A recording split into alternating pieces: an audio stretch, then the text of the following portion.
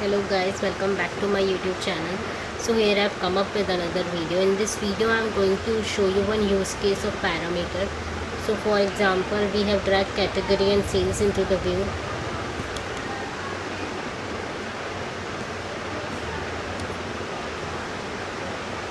Okay, category sales को हमने view में ड्रैग किया. उसके बाद we want to suppose that someone wants to drop down here like a parameter such that if I change the value from category to subcategory in the parameter, then that in that graph I can see the chart between subcategory and sales. And if I select the value of region in the parameter, then I can see the chart between region and sales. And if I select the value of state in the parameter, then I can see the chart between state and sales.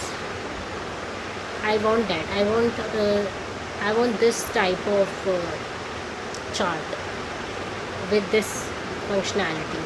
So how can I do this? How can I implement this? First, for this I need to create a parameter. So I'm creating a parameter and I'm naming this as parameter 2. Like I'm naming this as dimension parameter. If you remember, in the previous parameter video, I have tell you just the point about this use case, that using parameter we can change our dimension or measure in the chart as well. So in this video I'm just explaining that dimension parameter.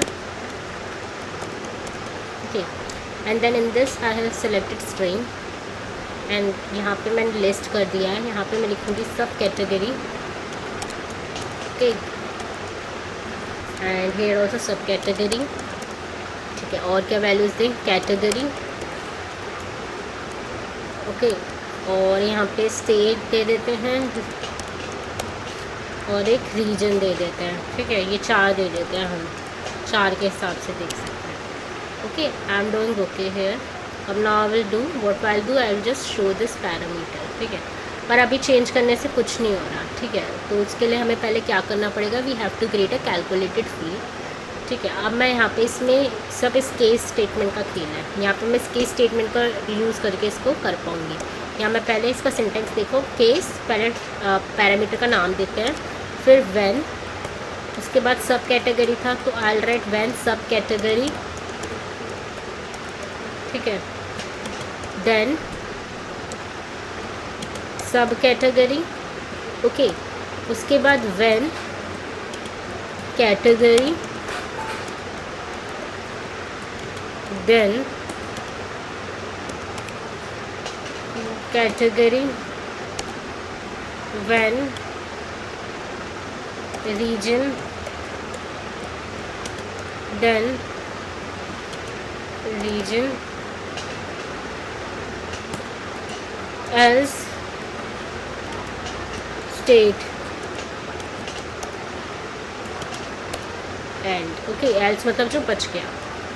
उसके बाद ठीक है, अब हम इस calculated field का use करेंगे. So what will do, ये कॉलम्स में होना चाहिए बेसिकली. हम यहाँ पे इसको कैलकुलेशन 2 को ले आएंगे. अब if I change for example to state, तो आप देखो ये स्टेट के हिसाब से दिखा रहा है. If I change this to category, then it will show by category. If I choose sub category, then it will show by sub category. Region इसमें है नहीं क्या? रीजन पे इतना गलत क्यों आया है? डोंट यू थिंक रीजन पे थोड़ा गलत आया है? नहीं, सही है. रीजन स्टेट पे क्या आया था? स्टेट में बस एक ही वैल्यू है क्या? Let me just see that. Where is state?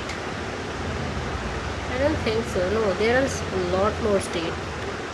So state में थोड़ा गलत आया है मेरे ख्याल से. Let me just see that calculated field.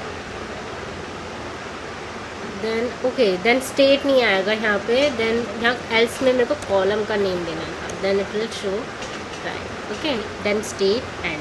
अब देखो सारी स्टेट्स हैं. So that is all for today guys. This is also this is like अगर आप डैशबोर्ड बना रहे हैं, आपकी फंक्शनैलिटी दे दे रहे हैं ना क्लाइंट को, तो वो थोड़ा सा इम्प्रेस हो जाएंगे आपसे. So try to use this as well in your dashboards and in your chart. This is a very good functionality. Okay, so that is all for today guys. Now we'll meet in another session, another video. Until then, goodbye. Please do hit the like button, please share the video as much as possible, and please do subscribe to my channel. Thanks.